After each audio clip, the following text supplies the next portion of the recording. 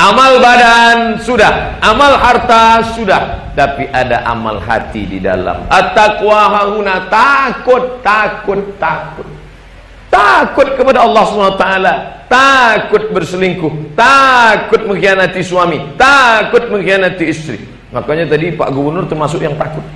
Makanya dia katakan, Ustadz Somad, itu istri saya tadi. Nah, tapi yang depan itu aja, yang belakang tidak. Gitu kata beliau. Betapa senangnya hati istri ketika suami menelpon dari Jakarta. Adinda, ya Kanda, abang sudah sampai di Jakarta, acara luar kota. Di mana tinggal? Di Hotel Syariah. Alhamdulillah. Di Hotel Syariah sekarang. Alhamdulillah. Habis nelpon dia pun keluar.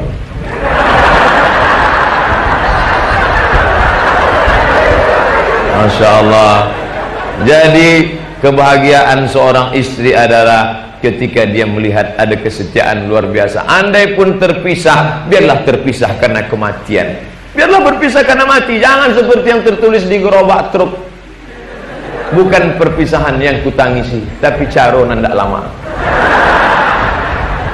Na'udzubillah. Suatu ketika saya khutbah Jumat di Masjid Namirah. Biasanya dalam hidup kalau perkara itu berkesan baru kita ingat setengah mati. Ingat luar biasa. Habis khutbah saya pun turun ke bawah, datang bapak-bapak kekar memeluk saya. Saya khawatir juga orang kekar memeluk ya. Karena kemarin yang tertangkap LGBT itu kan yang kekar-kekar. Ini apa ya? Setelah itu menangis. Ustadz Somad, iya, ada yang mau saya bicarakan. Takutnya kalau di pengajian nanti tak bisa. Ini habis khutbah Jumat. Saya mau tanya, bisa kita bicara empat mata? Saya bilang jangankan empat, tiga pun bisa, apa namanya? Setelah jamaah cabut, barulah dia. Begini Pak Ustadz, ya, istri saya ini kerja di kantor dinas. Terus lalu kemudian dia akrablah dengan pegawai, karena dia lebih sering ketemu pegawai di kantornya daripada saya. Dia berangkat pagi jam 8, 9, 10, 11, 12, 1, 2, 3, 4 8 jam dengan suami orang. Sementara dengan suaminya kadang 8 menit. 8 jam dengan suami orang, bersolek dengan suami orang, makan dengan suami orang, minum dengan suami orang, pulang ke rumah jumpa suami asik main HP. Nampak suami duduk, bukan ditegurnya, abang mau minum apa? Enggak, difotonya pula suaminya. Suamiku sedang merisau. Kasihan.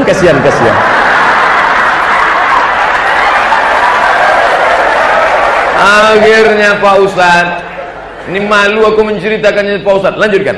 Apa ceritanya? Rupanya Pak Ustadz yang selama ini saya antar dia ke airport jalan sama ini, pernah kami jalan sama ini, rupanya dia sudah berselingkuh sama itu 2 tahun lamanya Pak Ustadz. Saya bilang stop, jangan kau lanjutkan, aku tak sayangkan mana. Tak sampai hatiku mendengar, jangan sampai meleleh. Aku orangnya lembut, meleleh air mataku nih. Jadi apa saran Pak Ustadz? Apakah ku tinggalkan dia atau ku lanjutkan? Saya bilang putih hitam. Kalau kau bisa menerima dia, terima apa adanya, terima putih. Suruh dia bertobat, kalian ukur. Jaga anak-anak.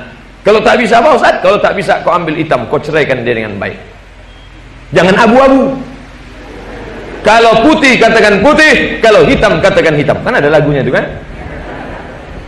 Tapi kalau tidak, jadi gimana Pak Ustadz? Jangan cepat-cepat ambil keputusan, merenung dulu agak seminggu 2 minggu, istikharah. Apa namanya? Istikharah cinta. Usolli sunnatal istikharah cinta raka'atain lillahi ta'ala. Kulanjutkan apa tidak? Akhirnya setelah itu Pak Ustadz, nampaknya bisa kulanjutkan. Bisa kau lanjutkan? Bisa. Gimana caranya? Saya akan sholat tahajud dengan dia, saya akan perbaiki ini, pokoknya masa lalunya itu tidak akan saya pikirkan. Mantap. Memang kau laki-laki gentleman.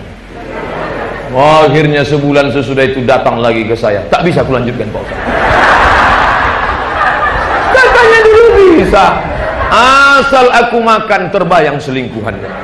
Asal aku mau tidur terbayang dah dia apa-apanya lebih niku udah digarapnya lah sawah juga tuh.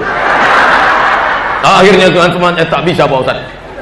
Ternyata laki-laki tak bisa dipikhianati. pengkhianat cinta namanya. Itulah kenapa orang di Jakarta itu kalau menikah, kebetulan kawan saya ada menikah di Jakarta, bawa bawaan kue-kue, saya tengok di depan ada roti buaya.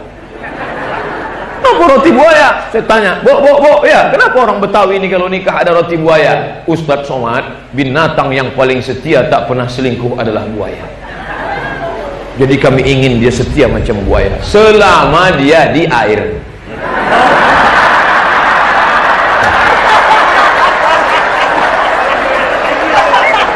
Asal sudah dia naik ke darat,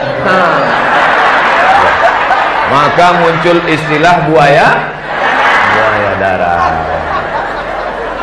Maka jangan sampai buayanya naik ke darat, apalagi kalau sampai naik ke kantor gubernur. Apa yang dimuliakan Allah, jagalah hati. Maka betul kata A'agim, jagalah hati, jangan kau nodai. Kalau kayu patah bisa disambung, kalau kaca retak bisa direkat, tapi kalau kuda hati rusak, kemana obat akan dicari? Tak bisa. Mungkin memaafkan kesalahannya bisa, tapi setiap melihat wajahnya terbayang lagi di masa lalu. Tak laki-laki tak perempuan. Ini kalau mau dihitung berapa WhatsApp yang masuk, kemarin masuk 3 hari 11.000 masuk WhatsApp, langsung error. HP error, Telkomsel pun memblokir, telepon tak bisa, SMS tak diangkat. Jamaah pun datang komplain, Ustadz Somad, kenapa telepon tak diangkat, SMS tak dibalas? Emang Siti Badriah? Enak aja, saya kena blokir. Akhirnya sudah lapor ulang, betul ini Ustaz Somad, betul. Kenapa bisa terjadi begini? Saya pun tak tahu. Kenapa orang nelpon saya? Tapi isinya terlalu banyak pengaduan. Suami mengadukan istri, istri mengadukan suami. Semuanya ngadu ke saya. Apa tak pusing kepala saya? Ustaz Somad, saya seorang perempuan solihah, orangnya baik, anak sudah 2. Tiba-tiba tak disangka HP suami saya tinggal. Begitu saya tengok rekaman dia dengan pacarnya Pak Ustaz, hancur banget.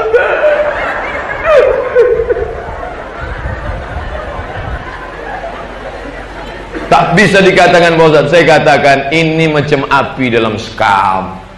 Kalau kau maafkan, maafkan, hilang bersama maaf sampai tak berbekas. Jangan mulutmu berkata maaf tapi hatimu kau simpan. Sama artinya kau sedang memegang bom waktu. Setiap nampak mukanya bom. Nanti meletup dia.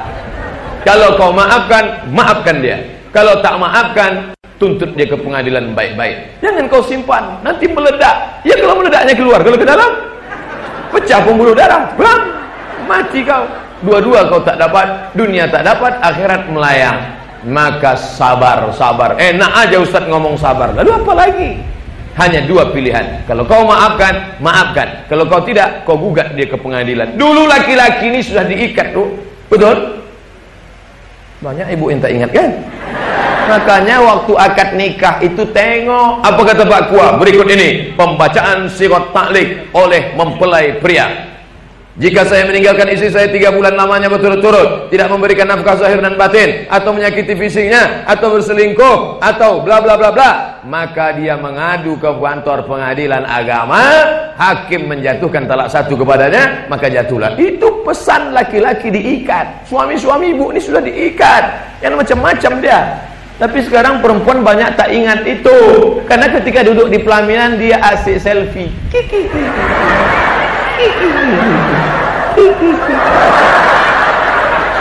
Tapi jangan asik selfie saja. Berselfie jangan begini. Karena ketika begini, cap jempol kita direkam orang, apalagi HP-nya tajam macam HP saya ini. Ya, direkam, dicurinya cap jempol, dipakainya nanti. Sekarang HP pakai cap jempol. Kenapa HP? Dicuri orang. Begitu juga dengan ini. Sekarang kita kalau mau masuk Saudi Arabia kan begini. Nah, ini pun bisa dicuri orang. Makanya Pak Gubernur saya tengok berapa kali foto gini. Karena kalau begini tidak bisa dicuri orang. Mana bisa dia curi? Tapi ada makna lain. Beliau foto begini, rupanya 1 untuk selamanya. Ya Allah, 1 untuk selamanya Pak Ustaz. Nanti bapak foto juga gitu. Allahu Akbar. Pas pulang istrinya nanya, bang, apa artinya? Kau yang pertama dan terakhir. Masya Allah. pas di depan dia. Pas tak ada dia lain lah cerita ya kan. Cerita laut tak boleh bawa ke darat.